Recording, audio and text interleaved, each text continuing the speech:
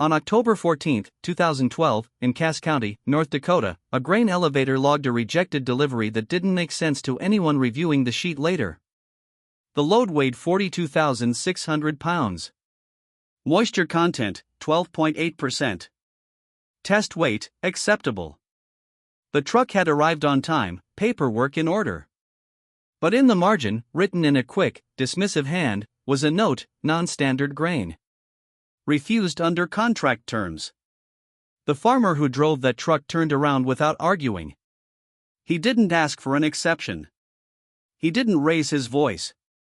He simply drove back down County Road 9 with a full load of grain no one wanted to buy. His name was Dale Mercer, and at that point, most people in Cass County had already decided he was finished. Dale had grown up on the same 320 acres his father had worked before him. Flat land, black soil, the kind that looked rich even when it wasn't. His father had been practical, not sentimental. Corn, soybeans, repeat. By when the salesman said buy, sell when the elevator opened its bids, keep the equipment running one more season than recommended, and never borrow more than you could pay back in a year. It wasn't a philosophy. It was survival. Dale followed that pattern for most of his adult life. He wasn't known for taking risks. He woke at 4:30 every morning, drank his coffee black, checked the weather twice, and walked the fields before sunrise during planting season. He kept notebooks instead of spreadsheets, wrote everything down in a steady, mechanical hand. Rainfall, soil temperature, diesel costs, seed prices. Numbers gave him a sense of control, even when the seasons didn't. By 2010, though, the system around him had changed in ways his father never had to face. The local elevator was no longer truly local. It had been acquired by a regional company, which had itself been folded into a national grain network. Contracts were tighter. Margins thinner. Inputs more expensive. Seeds came with licensing agreements. Chemicals were bundled into packages that made it difficult to buy one without the other. And the banks, especially after the financial crisis, were less patient. That year, Dale carried a total operating loan of $187,000. It wasn't unusual for a farm his size, but it sat on him like a weight he couldn't shift. Interest rates were low, but the terms were strict. The banker in Fargo had made it clear, yield consistency mattered more than anything else. The numbers had to look predictable. Dale understood that. But he also noticed something else in his notebooks. Something that didn't match what the system expected. Over the course of 5 years, his soil had changed. Not dramatically. Not in a way you could see at a glance. But the organic matter had declined from 4.2% to 3.6%. Water retention was slightly worse. In dry spells, the topsoil cracked sooner. And every year, his yields depended more heavily on inputs, fertilizer, herbicide, fuel. The costs were rising faster than the returns. Most farmers in Cass County responded the same way: scale up or optimize. Bigger equipment. More acres under contract. More efficiency. It worked, in a sense. But it also meant more debt, more dependence, and less flexibility. Dale didn't talk about it much, but by late 2011, he had started questioning whether the system he was part of actually worked for him anymore. The first sign of that came in the winter of that year, when he ordered something no one else in his immediate area was planting: emmer wheat. It wasn't completely unknown.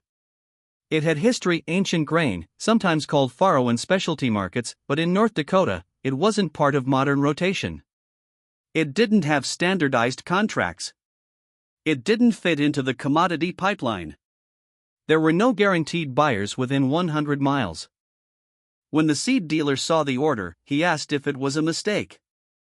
"It's not," Dale said. "You've got a contract?" "No."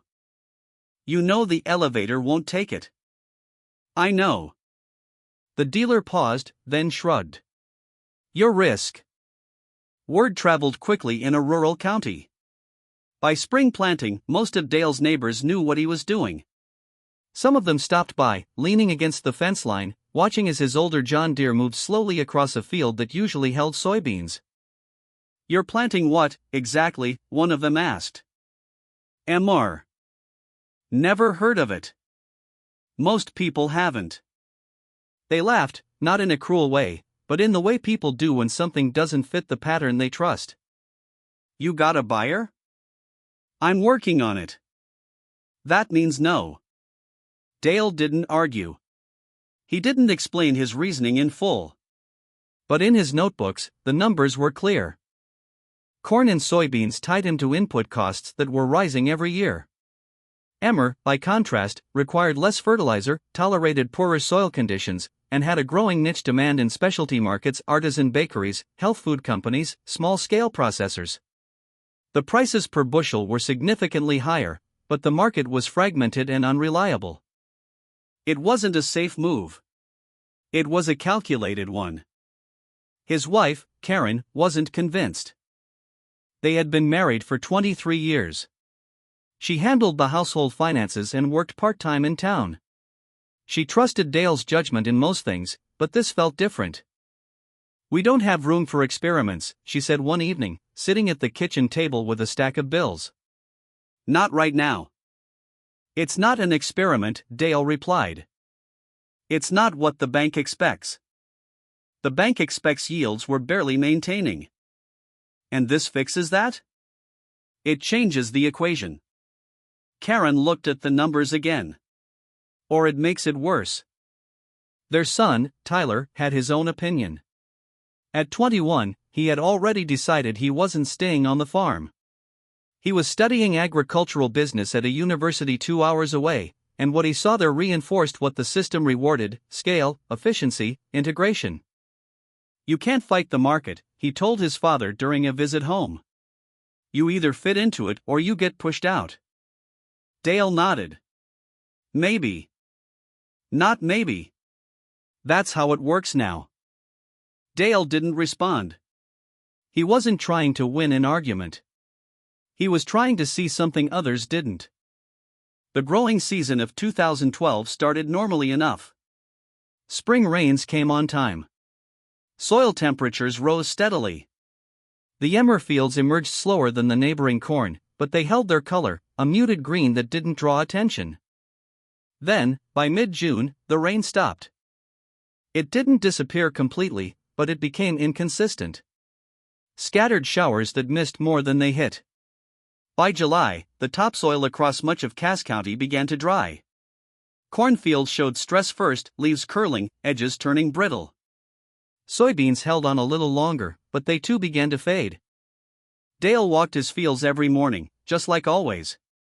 But there was a difference now. The corn on his remaining acres showed the same stress as everyone else's. But the emmer, planted deeper, with a different root structure, held moisture longer. It didn't thrive. It wasn't a miracle crop. But it survived in conditions that reduced his corn yields by nearly 30%. Neighbors noticed, but not in a way that changed their opinion. Lucky this year, one said. Won't hold next season, said another. Dale didn't argue. He kept writing numbers in his notebook. By harvest time, the difference was measurable. His corn yields averaged 112 bushels per acre, down from his usual 150. Soybeans were similarly reduced. But the emmer, though lower yielding in volume, came in steady and consistent. The problem came next. He had no contract. He loaded the first truck and drove to the elevator anyway. That's when the rejection happened on October 14th. The system had no place for what he had grown. He drove home with a full load and parked it in his yard. For 3 weeks, nothing moved. Karen grew more anxious by the day. Bills didn't pause just because a crop didn't sell. The operating loan loomed. Interest accumulated quietly but steadily. What's the plan? She asked. I'm working on it, Dale said. You said that before. I know. Tyler called from school. Did they take it? No. That's what I was afraid of. Dale spent those weeks on the phone. Not with the usual contacts: elevators, brokers, input suppliers, but with smaller operations. Milling companies in Minnesota. Artisan bakeries in Minneapolis. Specialty food distributors. Most conversations ended quickly. We don't buy direct. We need consistent supply. We can't handle that volume. But a few didn't. One small milling company agreed to test a sample. Then another.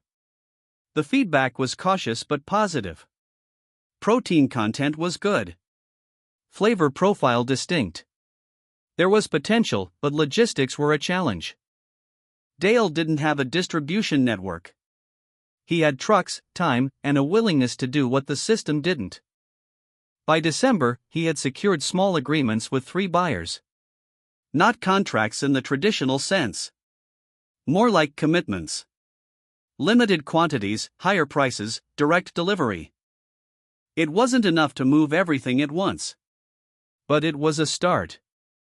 He spent the winter hauling grain himself, sometimes driving 6 hours round trip to deliver loads that would have been rejected by any standard elevator. The price per bushel ranged from $8 to $12, compared to $6 for conventional wheat at the time. The margins were better, but the costs, in time, fuel, effort, were higher too. Karen kept track of every dollar. By early 2013, the numbers began to stabilize. Slowly, then more clearly. Total net income from the Emmer operation for that season reached approximately $210,000. After expenses, the profit was modest but real enough to cover a significant portion of the operating loan. Dale didn't celebrate. He planted again. The second year was harder in some ways. The novelty had worn off. The risk was still there. But the buyers from the previous year returned, asking for more. Word spread, not in the county, but in the niche market he had entered. By 2015, Dale had expanded his Emmer acreage to 900 acres, reducing his corn and soybean planting accordingly. His total debt had dropped to under $120,000. Neighbors still didn't follow. Too much work, they said. No guaranteed market. Not scalable. They weren't wrong, in a sense. What Dale was doing didn't fit the industrial model. It required attention, flexibility, and direct relationships. It didn't benefit from economies of scale in the same way commodity crops did. But it had something else: independence. The turning point came in 2017, when a regional drought hit harder than expected. Corn yields across Cass County dropped sharply. Soybeans suffered. Input costs didn't adjust fast enough to compensate.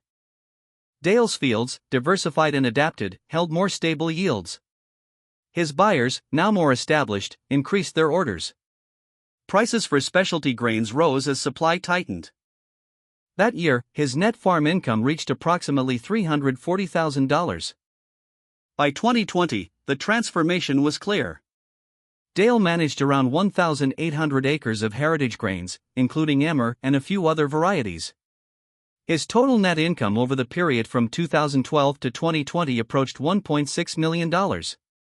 His original operating debt of $187,000 had been fully retired. More importantly, he no longer relied on the systems that had once defined his limits. The community began to notice, not with laughter this time, but with quiet curiosity. A few farmers asked questions. How do you find buyers? What's the input cost? Is it worth it? Dale answered when asked, but he didn't push anyone to follow. He understood that what worked for him required a different way of thinking, one that not everyone was willing to adopt. Tyler, now graduated and working in agricultural finance, came back to visit more often. He walked the fields with his father, looking at them with a different perspective. I didn't see it back then, he admitted. Dale nodded. Most didn't. You built your own market. I found it, Dale said. It was already there. Years later, the county itself began to shift slightly. Not dramatically. Not enough to change the dominant system. But enough that diversity returned in small pockets. Different crops. Different approaches. Farmers testing edges rather than staying entirely within the center. The grain elevator still operated. Contracts still ruled most acres. But there were now alternatives, visible and proven. Dale continued his routine. Up at 4:30. Coffee black. Fields at sunrise. Notebooks filled with numbers. He never framed his story as a lesson. But it became one anyway. Because what had happened on October 14, 2012, the rejected load, the quiet drive back home, wasn't the end of something. It was the moment the system showed its boundaries.